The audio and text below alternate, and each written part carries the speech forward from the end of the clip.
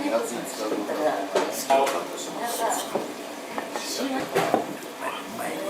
トロうまいですね。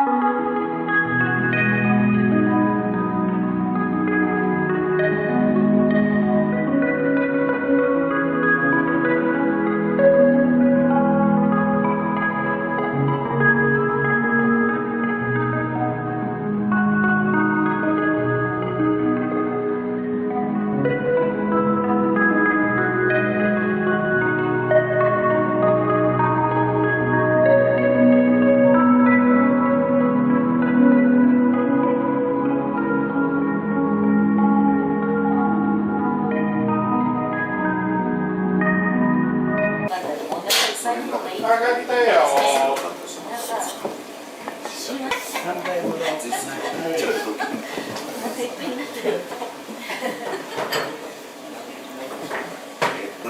さらに生四川もあって、大トロうまいですね。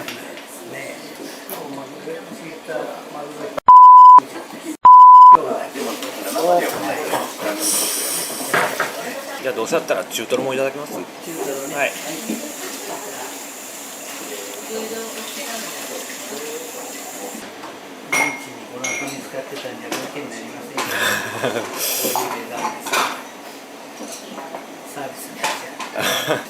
どうも。